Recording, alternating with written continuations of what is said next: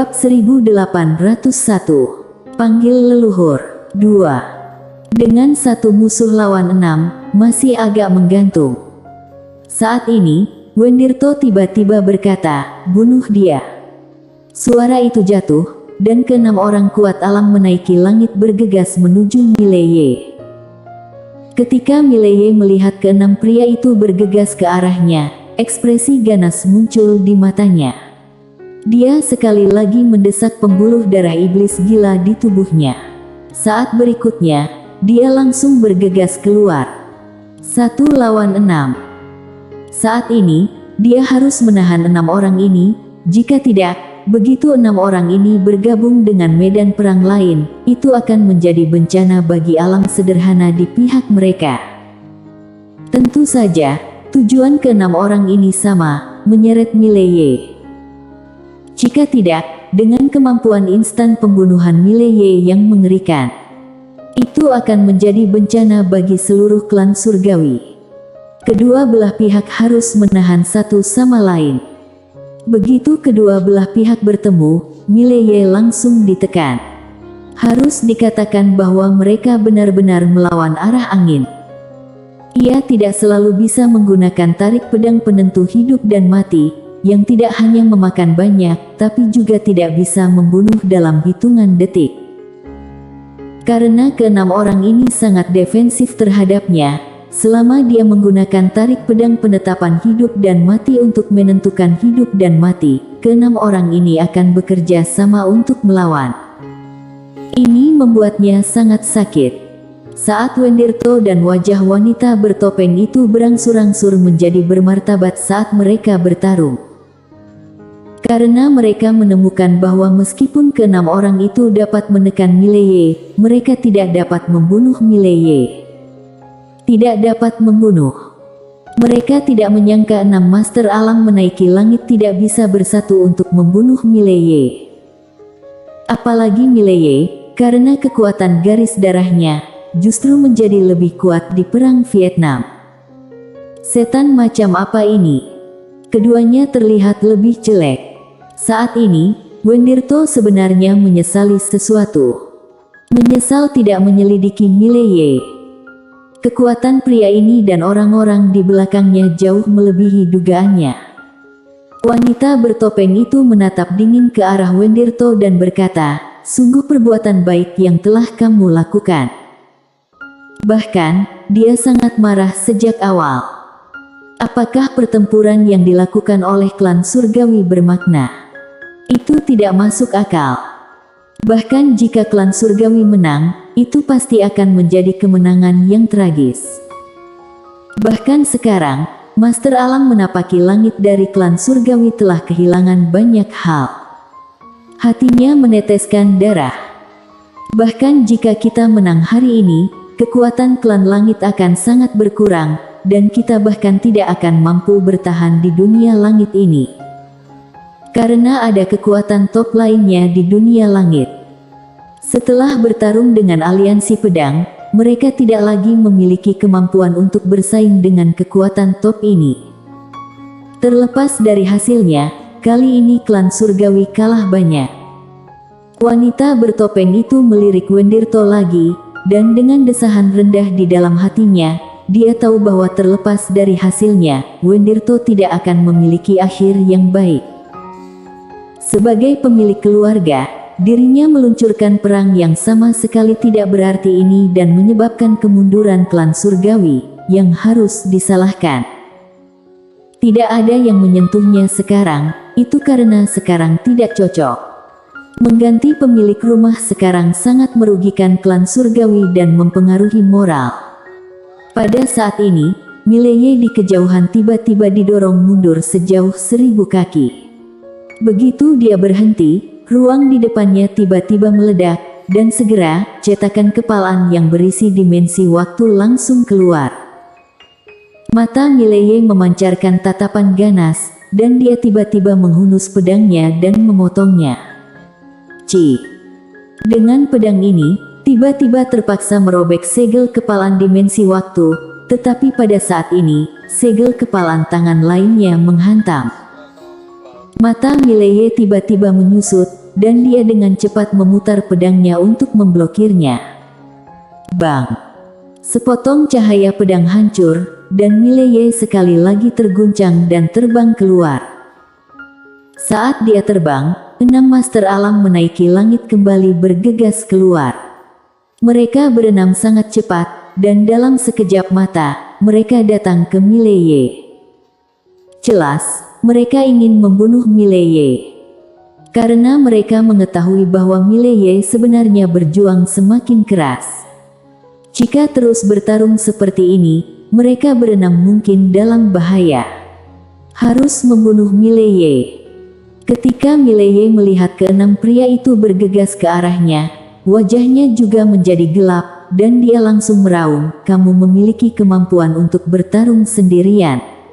Kelompok si tua bangka kamu, yang telah hidup selama ratusan ribu tahun, bahkan mengalahkanku seorang pemuda berusia 20 tahun. Apakah kamu masih berbicara seni bela diri?" Pada saat ini, Wendirto yang jauh tiba-tiba mencibir, "Mileye, bukankah kamu punya banyak orang? Mengapa kamu tidak memanggil orang sekarang?" Mileye tiba-tiba melintas kembali dan menghindari kekuatan penuh dari 6 master alam menaiki langit.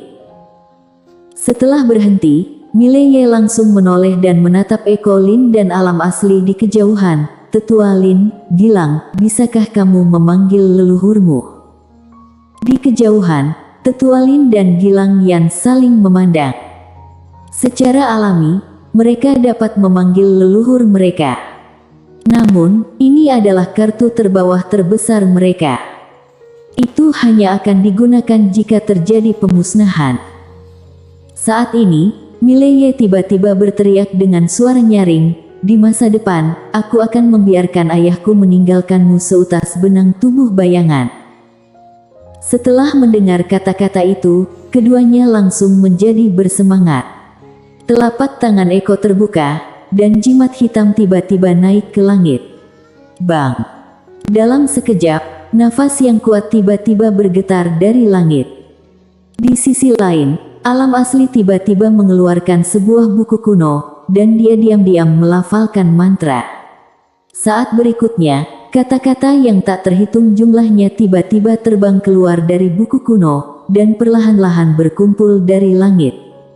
Dua leluhur. Melihat adegan ini, ekspresi Wendirto membeku hari itu.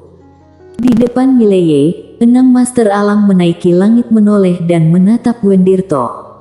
Pria tua yang bertanggung jawab menatap Wendirto dengan mata merah. "Kamu memanggil siapa?"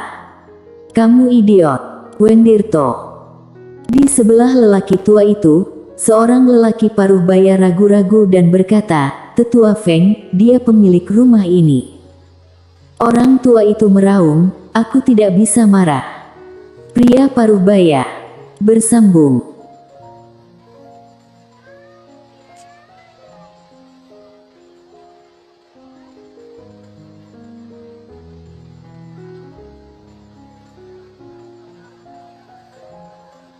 Bab 1802. Ayah dan anak. 1. Tidak bisa bernapas. Faktanya, mereka baru saja memiliki kesempatan untuk membunuh Mileye. Karena Mileye tidak dalam kondisi yang baik sekarang, dapat dikatakan bahwa dia telah mencapai akhir dari tambatannya. Jika mereka berenam bertarung lagi, ada peluang besar untuk membunuh Mileye. Sekarang, begitu leluhur keluarga Lin muncul, bagaimana mereka bisa bertarung? Tahukah, leluhur ini pada dasarnya adalah penguasa alam debu absolut. Apalagi, masih ada 2 lagi yang akan datang. Orang tua dan lainnya agak putus asa.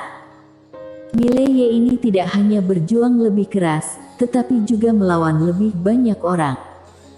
Orang cabul macam apa ini? Saat ini, hati mereka benar-benar akan runtuh. Wajah Wendirto dan wanita bertopeng itu sekarang sangat jelek. Ini dia orang lain. Brengsek. Orang ini punya pembantu lagi. Apalagi itu bukan penolong biasa. Tidak ada akhirnya. Di langit, seorang lelaki tua secara bertahap muncul. Orang ini adalah leluhur dari keluarga Lin. Melihat lelaki tua itu, Eko Lin dengan cepat memberi hormat, leluhur.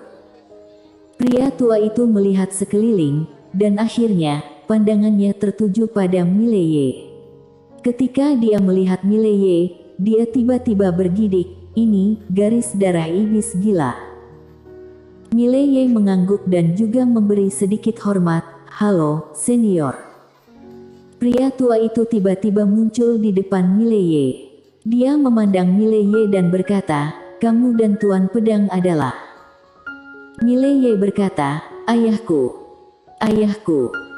Begitu ucapan ini diucapkan, lelaki tua itu langsung berdiri diam. Sesaat kemudian, lelaki tua itu memberi hormat sedikit kepada Mileye dan berkata, aku menyapa Tuan Muda. Mileye tersenyum tipis dan berkata, senior, kamu tidak perlu sopan. Setelah melihat Mileye, lelaki tua itu tersenyum dan berkata, Tuan Muda masih muda dan menjanjikan. Alam sederhana saja.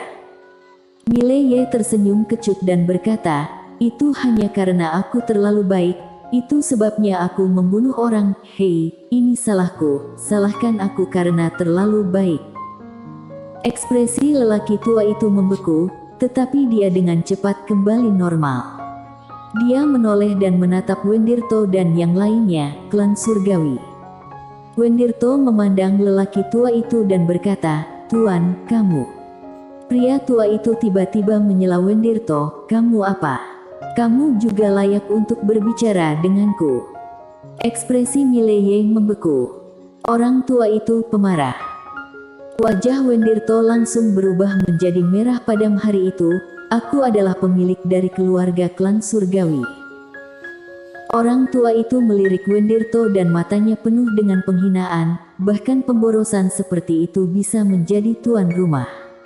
Kamu 180.000 mil lebih rendah dari tuan kecilku, tuan muda. Tidak, kamu tidak punya kualifikasi untuk dibandingkan dengan tuan kecilku. Mileye.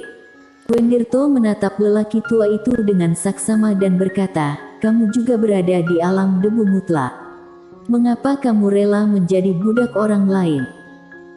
Sementara itu, Mileye tiba-tiba tersenyum dan berkata, ayahku pernah memberitahuku bahwa keluargaku, keluarga Yang dan keluarga Lin telah bersahabat selama beberapa generasi. Saat dia berbicara, dia menatap lelaki tua itu dan berkata, Tetua Lin, maaf mengganggumu kali ini. Mendengar ini, lelaki tua itu langsung tertawa terbahak-bahak dan berkata, jangan katakan itu Tuan Muda. Jika bukan karena promosi Master Pedang, tidak akan ada aku. Master Pedang baik padaku dan keluarga Lin lagi. Saat dia berbicara, dia menatap Wendirto dan tersenyum, jangan sebut kamu. Bahkan jika kamu, klan surgawi, ingin menjadi budak untuk Master Pedang, kamu tidak memiliki kualifikasi. Suara itu jatuh dan dia tiba-tiba menghilang ke tempatnya. Melihat lelaki tua itu tiba-tiba mulai, wajah Wendirto tiba-tiba berubah. Bagaimana dia bisa melawan penguasa alam absolut? Pada saat ini, wanita bertopeng di samping tiba-tiba meraung, panggil jiwa leluhur. Bum bum bum. Dalam sekejap, di seluruh klan surgawi, selusin cahaya putih naik dari langit. Jiwa leluhur. Segera, cahaya putih menghilang, dan selusin tubuh jiwa roh Dao muncul di langit. Inilah jiwa-jiwa yang ditinggalkan oleh leluhur klan surgawi di zaman kuno. Tidak ada alam debu absolut, tetapi tingkat terendah adalah alam menaiki langit, dan beberapa di antaranya adalah alam debu absolut setengah langkah. Ini juga merupakan kartu terbawah untuk klan surgawi. Dan sekarang, mereka harus menggunakannya. Wanita bertopeng itu memandangi jiwa leluhur dan berkata, leluhur memberkati klan surgawi kita. Di langit, jiwa leluhur itu memandang leluhur keluarga Lin tidak jauh, dan seorang pria parubaya yang dipimpin oleh mereka sedikit mengernyit, Sean Lin. Sean Lin tertawa dan berkata, ternyata Vino. Aku tidak menyangka kita akan bertemu dengan cara ini. Vino memandang Sean Lin dan berkata, "Mengapa kamu ada di sini?" Sean Lin tersenyum dan berkata, "Ini tentang klan surgawimu." Vino sedikit mengernyit dan menoleh ke Wendirto, "Apakah kamu pemimpin generasi keluarga ini?" Wendirto mengangguk dan memberi sedikit hormat. Wendirto menyapa leluhurnya. Sean menatap Wendirto dan berkata, "Mengapa klan surgawiku dikepung hari ini?" Wajah Wendirto terlihat agak jelek. Pada saat ini, wanita bertopeng di samping tiba-tiba berkata, "Leluhur, ini adalah akhir dari masalah ini, semua alasan tidak lagi penting." Jelas, implikasinya adalah jika masalah ini dikejar sekarang, itu hanya akan memecah belah klan surgawi. Vino secara alami memahami kata-kata wanita bertopeng putih dan menoleh ke Sean Lin tidak jauh. "Saudara Sean Lin, bisakah ada ruang untuk moderasi?" Sean Lin menoleh untuk melihat Mileye, yang menggelengkan kepalanya. Sean Lin langsung tertawa dan berkata, "Tidak." Suara itu jatuh, dan dia langsung naik ke langit, menyerbu ke arah Vino dan yang lainnya. Bersambung.